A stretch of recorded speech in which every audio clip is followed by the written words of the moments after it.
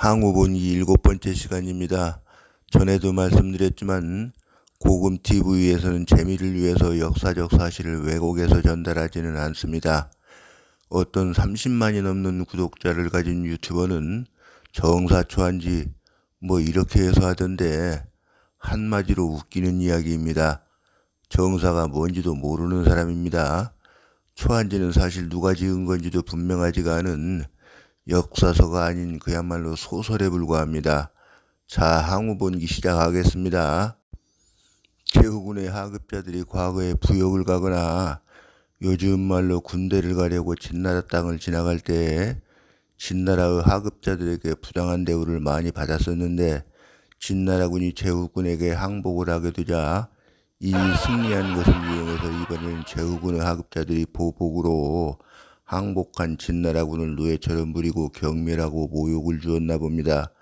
그러다 보니까 진나라 병사들이 모여서 수군대기를 창한 장군이 우리들을 속여서 항복하였는데 지금 항곡관에 들어가서 우리가 진나라군을 단번에 격파해버리면 그나마 괜찮겠지만 우리가 질 경우에는 우리들을 포로로 데리고 동쪽으로 가버릴 텐데 그렇게 되면 우리 부모와 처자와 형제들은 다 진나라군들에게 죽임을 당하게 될 것이다. 이렇게 진나라 병사들이 술렁대는 소리를 항우의 여러 장수들이 몰래 듣고 항우에게 와서 보고를 합니다. 그러자 항우와 경포가 포장군을 불러서 항복한 진나라 병사들이 너무나 많은 데다가 마음속으로는 불복하고 있으니 이대로 관중 땅에 도착하여 우리 말을 듣지 않게 된다면 필시 사태가 급하게 될 것이다.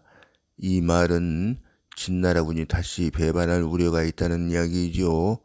그러니 모두 참살하고 장한과 사마한과 도유인 얘만 데리고 진나라에 들어가는 것만 못하다 라고 하고 초나라군이 밤중에 진나라 병졸 20여만 명을 쳐 죽여서 신안성 남쪽에다가 묻어버립니다. 그리고 나서 행군하며 진나라군을 대략 평정해 가면서 함곡관에 도착했는데 함곡관을 지키며 못 들어가게 하는 병사들이 있었습니다. 그게 바로 폐공의 병력이었던 것이죠. 또 폐공이 이미 진나라 수도 함양을 함락하였다는 말을 듣고 항우가 크게 노해서 당양군 등으로 함곡관을 공격하여 드디어 관 안으로 들어가서 희서 땅에 이르렀는데 이때 유방은 패상에 주둔하고 있었습니다. 항우와 유방이 아직 만나지 아니하였을 때 폐공의 좌사마인 조무상의 사람을 시켜서 항우에게 말하기를 폐공이 관중왕이 되려고 하여 이미 자영을 재상으로 삼고 진나라의 진귀한 보물들을 다 소유해버렸습니다. 라고 알려줍니다. 조무상이 아마 막강한 군사력을 가진 항우에게 잘 보이려고 했나 봅니다. 항우가 이에 크게 놓아야 말하기를 내일 아침에 군사들을 배불리 먹이거라 폐공군을 공격하겠다 라고 합니다. 이때 항우군은 40만이 신풍 홍문이라는 곳에 주둔하고 있었는데 폐공군은 10만 병력으로 패상에 주둔하고 있었습니다. 이때 항우의 책사인 범증이 유세하기를 폐공이 산동에 있을 때에는 재화를 탐하고 미녀를 좋아했었는데 지금 함곡관에 들어와서는 재물을 취한 바가 없고 후녀들을 즐기지를 않았습니다. 이것은 그의 뜻이 작은 데에 있지 않다는 것을 의미하는 것입니다. 내가 사람을 시켜 그의 기상을 보게 했는데 용호상과 그의 몸 주변에는 5채의 상서가 흥기하고 있었다고 합니다. 이것은 천자의 기상입니다. 급히 쳐야 됩니다. 라고 간언을 합니다. 근데 이 부분이 아까 조무상이 항우에게 밀고 한 말과는 사뭇 다르죠. 아까 조무상은 진귀한 보물을 유방이 다 차지해버렸다고 하지 않았습니까? 한편 초나라에는 좌윤 항백이라는 사람이 있었는데 항우의 작은아버지입니다. 사기에는 전에 죽은 항량도 계부라고 되어 있었고 지금의 항백도 계부라고 되어 있는데 계부의 계자가 끝계자라 우리말로는 막내 작은아버지라는 뜻입니다. 그런데 막내 작은아버지가 둘씩 있을 수는 없죠. 옛날 중국에서는 당내가 아니면 사촌이든 육촌이든 팔촌이든 일랑, 이랑, 삼랑 형제간의 순서에 따라 이렇게 부른 것 같습니다. 그러니까 18랑도 있고 20랑도 있고 30남도 있고 이런 호칭이 생기는 것입니다. 세종대왕처럼 아들을 많이 둔 임금도 왕비와 후궁 5명에게서 18명밖에 두지 못했는데 일반인들이 저렇게 많은 아들을 둘 수는 없지 않겠습니까? 그러니까 항량과 항백이 아버지는 다른데 둘 다 그 중에 막내라는 의미인 것 같습니다. 즉 항량과 항백이 사촌이나 육촌쯤 되는 것 같습니다. 하여간 이 항백이라는 인물이 유후인 장량과 절친한 친구였던 모양입니다. 이때 장량이 폐공을 따르고 있었는데 난리통에 장량이 죽게 생기자 밤에 말을 달려 몰래 폐공의 주둔지로 장량을 찾아갑니다. 와서 전후 사정을 말해주고 여기 있다가 유방과 함께 죽지 말고 지금 당장 나와 함께 여기를 떠나자 이렇게 말합니다.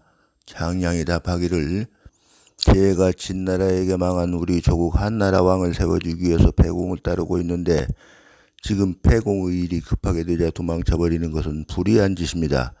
이 말은 장량의 선조가 5대 동안이라 한나라에서 재상을 지냈기 때문에 한나라를 멸망시킨 진나라에게 복수하고 부흥시키려고 한다는 의미입니다. 이 한나라는 나중에 유방이 세운 삼수변에 쓰는 한나라가 아니고 다른 가죽 입자변에 쓰는 한나라입니다. 우리 대한민국이라고 할 때 한자도 그 한자를 씁니다. 저는 이 사실을 우리 폐공에게 말씀드리지가 않을 수가 없습니다. 라고 하고 폐공에게 들어가서 자초지종을 구합니다. 폐공이 크게 놀라 말하기를 이 일을 어찌하면 좋겠소? 아니 누가 대왕에게 한복관을 막으라는 계책을 내주었나이까? 폐공이 가로되 추생이 내게 유서하기를 한복관을 막고 제호주를 들여주지 않으면 진나라 땅이 다 대왕의 땅이 될 것이라고 하기에 내가 그 말을 따랐소이다. 지금 대왕의 병력으로 항왕을 당해낼 수 있다고 생각하시옵니까? 이 부분 사기에서 폐공이 항우를 항왕이라고 하고 장량이 유방을 대왕이라고 표현하는데 두 사람 다 아직 왕의 봉작을 받지 못했을 때의 일이고 뒷사람인 사마천이 추급해서 쓴 내용입니다. 폐공이 묵묵히 있다가 폰시 내가 항왕만 못하오. 장차 이것을 어찌하면 좋겠소? 신이 항백에게 가서 폐공에게는 항왕을 배신할 의사가 없다는 것을 설복해보겠사옵나이다. 그런데 군우가 어떤 연구로 항복과 친구가 되었소? 회음호는 나중에 된 것이고 장량도 이때 아직 군우가 되지 못한 때였습니다. 신이 진나라 시절에 그와 더불어 교유할 적에 항백이 사지를 저질렀는데 그가 살인죄를 면할 수 있게 신이 도와주었사옵나이다. 그런데 지금 사태가 급하게 되어 신이 죽을 위기를 두고 수가 없어서 저에게 알려주러 달려온 것이옵니다. 폐공이 가로되 군우와 항백 중에 누가 더 나이가 많소? 항백이 더 많사옵나이다. 군우는 나를 위해서 항백을 불러들여 주시오. 내가 그를 형으로 삼기고 잘 설복하겠소. 장량이 나가서 항백을 들어오도록 하자 항백이 바로 들어와서 폐공과 만납니다. 폐공이 너대들이 큰 술잔을 받들어 올리고 축수를 하고 혼인을 맺자고 약조를 하고 나서 내가 함곡간에 들어와서 터럭 하나도 가까이 한 것이 없고 이것은 미녀를 차지한 적이 없다는 것을 말한 것입니다. 관리와 백성들의 호부를 잘 정리해놓고 호부는 세금을 걷는 기본 근거가 되는 것이죠. 보물과 양국을 다 봉인해놓고 항장군이 오기를 기다렸소. 내가 장수를 보내 함곡관을 지키게 한 것은 비적들이 들어오거나 기타 비상사태에 대비하기 위한 것이었소. 밤낮으로 항장군이 오기를 기다렸는데 내가 어찌 장군을 배반하겠소이까? 원컨대 백씨께서는 내가 감히 항장군의 덕을 배반할 뜻이 전혀 없다는 것을 잘 갖추어 말씀드려 주시기 바랍니다. 항백이 이 말을 허락하고 폐공에게 말하기를 내일 아침 일찍이 반드시 몸소 와서 항왕에게 사죄하지 않으면 안 될 것입니다. 내가 반드시 그리할 것이니 백씨께서는 염려 말고 돌아가서 항장군에게 잘 말씀드려 주시오. 이에 항백이 그날 밤에 떠나서 다시 군중으로 돌아와서 폐공이 한 말을 잘 갖추어서 항우에게 보고합니다. 그리고 이 말 끝에 폐공이 먼저 함곡관을 격파하고 들어가지 않았더라면 공이 어찌 감히 들어올 수 있었겠소. 지금 어떤 사람이 큰 공을 세웠는데 그 사람을 공격해버리면 이것은 의롭지 못한 일이요. 그러니 차라리 잘 대우해 주는 것만 못하오. 그러자 항우가 이 말을 허락합니다. 자, 오늘 이야기는 여기서 마치고 다음번에는 중국인들이 영화나 극으로 수없이 꾸며진 흥미진진한 홍문현 이야기입니다. 자, 오늘의 고사성어는 어부지리입니다. 제가 항우본기 5에서 어부지리라는 말을 했는데요. 전국시대의 유세가로 합종책을 주장해서 저 유명한 소진의 아우 소대라는 사람도 대단한 변설가였다고 합니다. 조나라가 연나라를 치려고 하자 이 소대가 연나라를 위해서 조혜영을 만나서 이런 말을 합니다. 연나라에서 조나라로 가려고 하면 역수라는 강을 건너가야 합니다.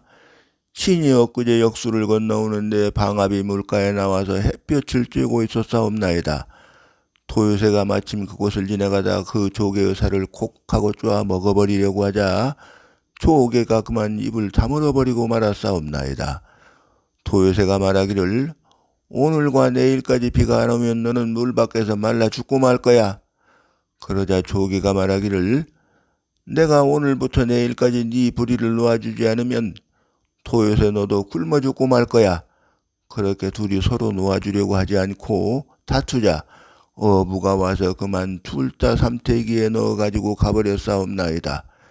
대왕이 연나라를 치려고 한다고 하니 연나라와 조나라가 서로 싸우며 국력을 소진하면 신은 저 강력한 진나라가 어부가 되어버리진 않을까 두렵사옵나이다. 왕께서는 잘 헤아려 보시옵소서. 이에 해왕이 그 말 참 좋구나 라고 하고 이내 그만두었다는 이야기가 전국책 연나라책 제2편에 나옵니다.